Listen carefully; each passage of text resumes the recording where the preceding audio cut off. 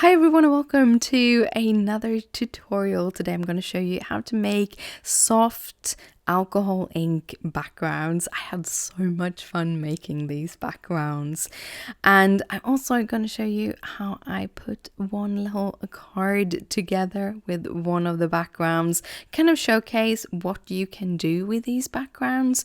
Kind of simple card but yet stunning because of those alcohol inks.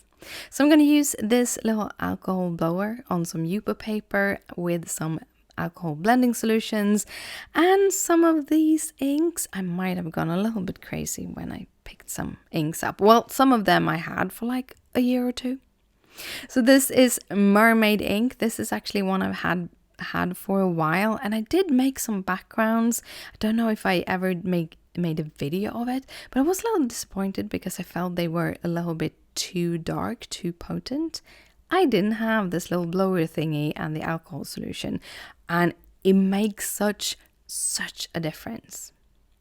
I'm doing a little bit of that gilded alloy, and alloys, it kind of breaks down when you spray it in the alcohol ink, so it looks like flakes, little golden flakes. It is beautiful. It's a beautiful texture, and I had so much fun playing around.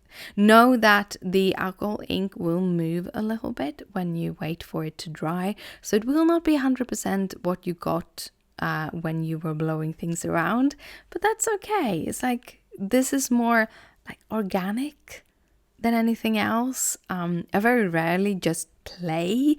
I'm a fairly strict card maker, so this was so much fun. Yeah. So again, this is Indigo. Again, on top of that blending solution, and then I added a little bit of that gilded alloy, so it's a little bit golden, really beautiful. I had so much fun. I hope you have fun listening to me just going crazy about it. In this case, I tried a little bit of a different technique. I did go in with the alcohol blending solution at the bottom, but before I started kind of blowing the ink out, I added the alloy, which in this case is the rose alloy. So it has a slight thin tint of rose. It's a very cold color, so it's almost more like a silvery rose than a rose gold. But I really liked how it turned out. So for my fourth card, I am going to use some Dandelion and Valencia. They are really beautiful. And here I'm gonna go in with the gilded, because the gilded has that little yellow tone to it, and I thought it would be perfect against the orange and the yellow. By the way, I was going to use like the silver version. I don't remember what it's called, like tin or something like that. However, mine was a little bit old, so it got stuck, but I actually just turned it upside down and let it stand for like that for while I was doing these cards. So when I picked these together, the little roller ball that you need to shake when it comes to the alloys, it actually had loosened. So I will be able to use it. It was just that it was stuck for a little while. So that's a tip. If you find that your alloy, little bowl in the alloy, has gotten stuck, just turn it upside down and try to kind of hold it up in some way. Here I'm doing another pink one. So the first pink one I did was Gumball and Fiesta, and this is Flamingo and Fiesta. So that kind of purplish tone, or pink, cold pink, that is Fiesta, and the more like yellowy tone here is the Flamingo, like orangey pink. Here I actually added some extra of that blending solution because I didn't add enough, and you get a completely different texture when you do it that way, and I kind of like it the other way around, so I'm always going to make sure that I have enough blending solution. But yeah, this is the paper that I chose. I think it is the Flamingo one. No, it is actually the Gumball and Fiesta one. And then I'm going to use Straight from the Heart stamp set for the sentiment. And I decided to go with that You and Me Always in the end because I really felt this would need a statement sentiment. But before I stamp that, I am going to cut this down. So I'm kind of choosing which parts I want to keep because the Yupo is 5x7 and I do A2 cards, which is 5.5 by 4.25.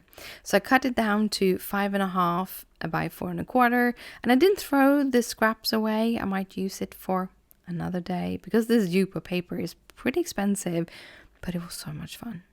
I'm going to do the sentiment on just some regular white cardstock. I have no clue what it was. I thought it was Nina, but I'm pretty sure it wasn't.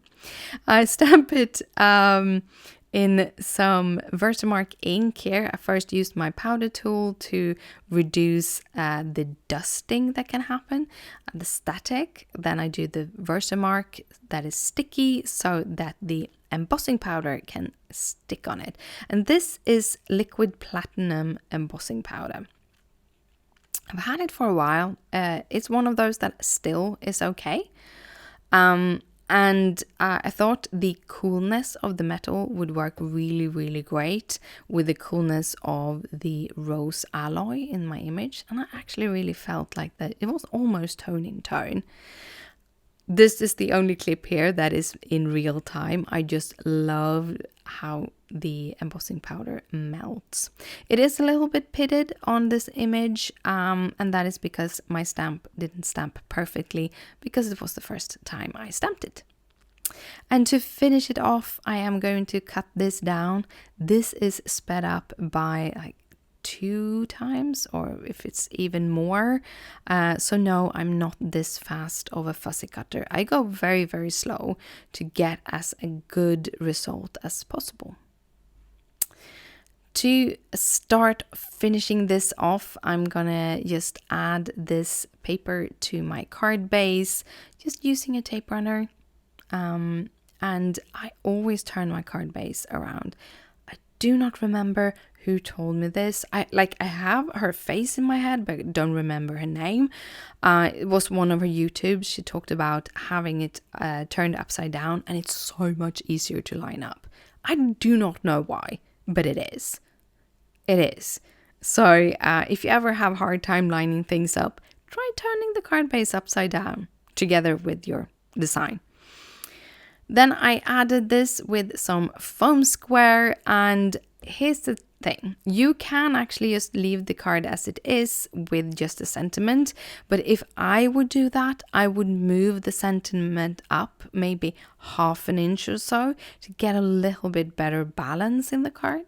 But because I knew I wanted to use these little cute bunnies that I had laying around from like a coloring session like a month or 2 ago, I decided that I put it a little bit further down, and then the kind of grouping will be good balanced on the card. And that was all of my backgrounds and everything. Which one was your favorite color? Mine is definitely Mermaid or Indigo. One of those two.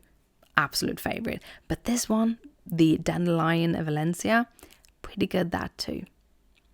Do you have the alcohol inks at home and haven't really reached for them? Will this maybe help you to reach for them? Because this was so much fun. But yeah, tell me in the section down below if you have any. And thank you so much for watching, and I will see you on Friday.